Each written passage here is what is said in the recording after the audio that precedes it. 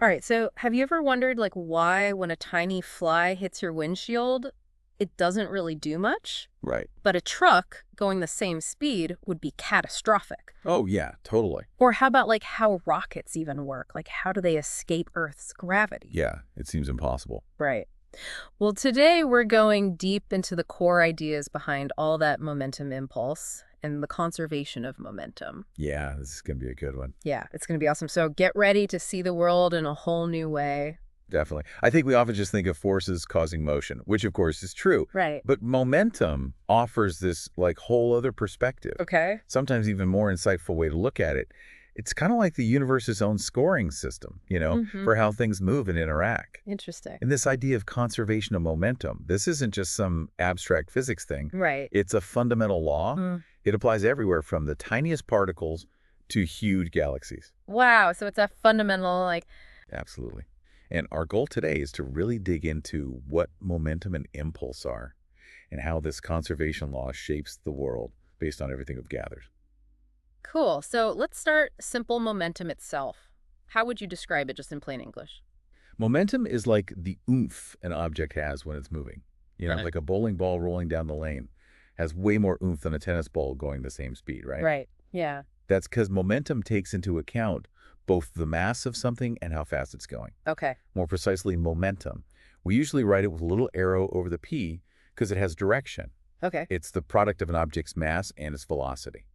So heavier object or faster object or both means more momentum. Makes sense. So it's not just about speed, mass plays a big role too. And you said velocity has a direction, so momentum does too. Exactly. Momentum's a vector, meaning it's got both a magnitude that's like the amount of oomph Mm-hmm. and a direction like which way it's heading.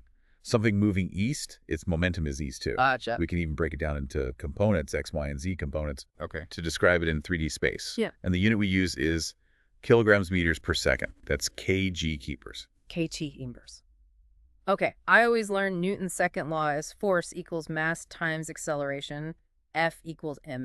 Right, the classic formula. But our material said Newton actually first wrote it using momentum. Ah, good catch. Yeah. Newton's original version focused on how momentum changes over time. Huh, interesting. He said the net external force on an object equals how fast its momentum is changing. Okay. Mathematically, that's the sum of the forces equals dp dt. dp dt. Okay. Now, if the object's mass is constant, this boils down to mass times acceleration.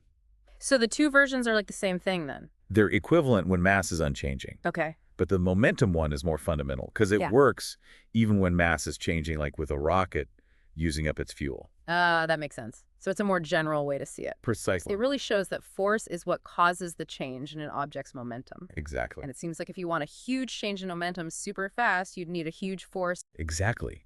Think about stopping a speeding car. It takes a big force over some time to get its momentum down to zero. Right. Makes sense. If that change happens instantly, like in a crash, the forces are enormous. Ooh, yeah, I see. But a smaller force over a longer time can cause the same total change. Okay. And that brings us to impulse. Impulse. Okay, I've heard that before. The sources call it the time interval of the net external force. Right. Sounds kind of complicated. Well, think of it as the total push an object gets over a period of time. Okay. It considers both how strong the force is and how long it acts. Mm-hmm. If the force is constant, it's just net force times time. So J equals F times delta? You got it. Right. Like force and momentum impulse is as a vector too, pointing the same way as the net force. Mm. The unit's a Newton second in U's. Yeah. And here's a cool thing. A Newton second is the same as a kilogram meter per second. Oh, it's so the same unit as momentum. Exactly. Yep. That's not just chance. It hints at a deep connection between impulse and momentum. Wow. Okay, so Oh. impulse is like the overall effect of a force over time. And that effect directly links to change in momentum. You're getting it. That's the impulse momentum theory. The impulse momentum theorem. Okay. It says the impulse on an object equals its change in momentum. So J equals P2 minus P1. Precisely. Hmm. Apply an impulse, and the object's momentum changes by that exact amount. Hmm. This holds true for each component of momentum, too. Jx equals the change in the x component, and so on. Oh, so it breaks down like that too. Yep. This theorem's super useful. It connects the force and time to the change in motion, I see. like an airbag in a car crash. Okay. It increases the time the force acts on you, reducing how hard you feel that force for the same change in momentum. That's a great example. So we've got momentum, the oomph force, changing that oomph and impulse, the total effective force over time directly causing that change. Exactly. Now, when things interact, like in collisions, this is where conservation of momentum comes in. Right. But first, we got to distinguish between internal and external forces. Totally. Say our system's a bunch of billiard balls. Internal force is between objects within that system. So like when two balls hit each other. Exactly. The force they exert on each other is internal to that two-ball system. Okay. But if someone bumps the table, that's an external force coming from outside the system. Ah, I get it. So then an isolated system, Crucial concept. that's where the net external force is zero. You got it. And I'm guessing this is where momentum gets really cool. Absolutely. The sources talked about Newton's third law, action-reaction, playing a big role in conservation of momentum. It's key.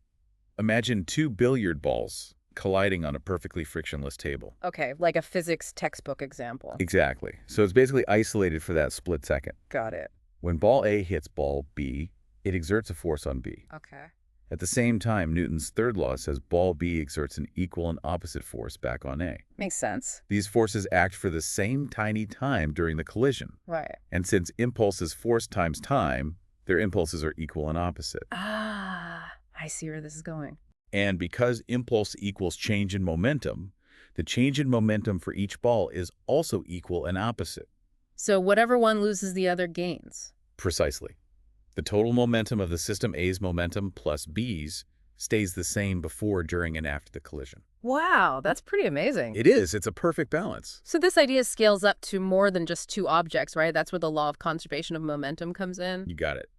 The law says if the net external force on a system is zero, its total momentum stays constant.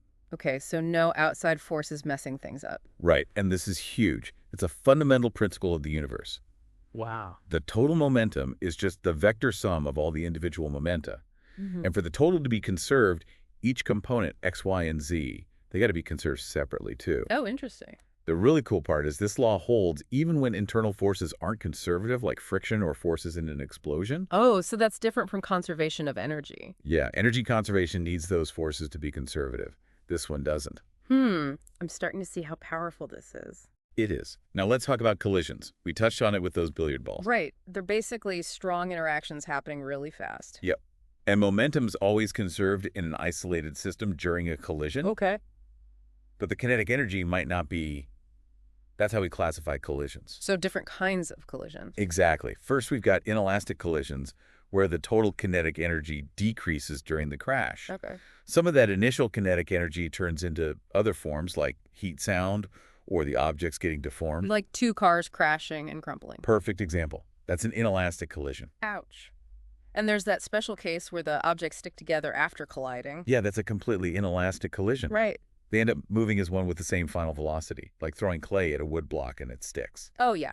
Okay. In that case, the momentum equation becomes MAV(A1) plus MBVV equals MA plus MB all times V2. So the total momentum before equals the momentum of the combined mass after. Precisely.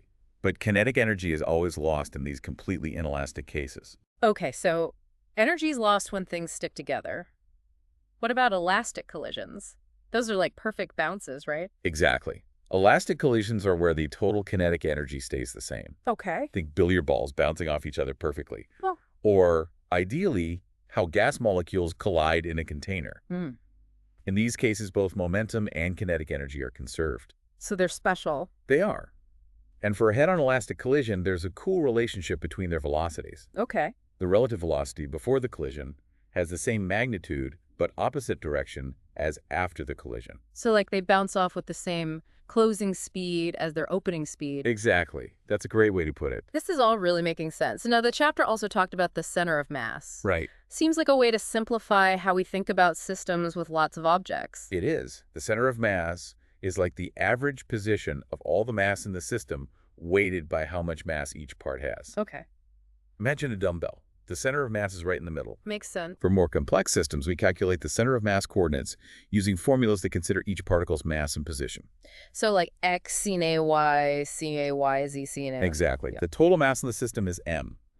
And for each particle I with mass mi, at position x, I, y, I, z, I. Okay. The x-coordinate of the center of mass is the sum of all the mi times xi divided by the total mass m. And same idea for y and z? Precisely.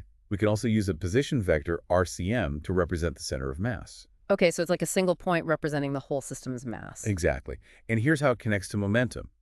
The total momentum of a system P is equal to its total mass, m times the velocity of its center of mass, VCM. So P equals mvcm. You got it. Yeah. This means even a complex system's total momentum is just its total mass times the velocity of this one special point, the center of mass. That simplifies things a lot. It does.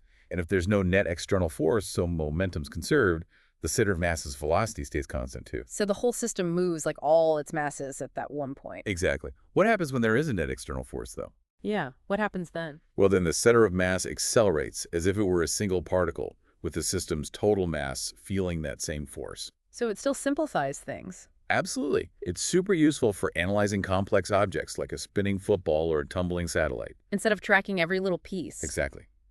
You just focus on the center of mass. Wow, this is so interconnected. The chapter ends with a cool application: rocket propulsion. Ah, yes. This is like the ultimate example of changing mass, right? It is. A rocket works by expelling mass, super hot gas, from burning fuel at very high speed. Okay. Newton's third law kicks in, and this creates a force in the opposite direction, thrust. So it pushes the rocket forward? Exactly.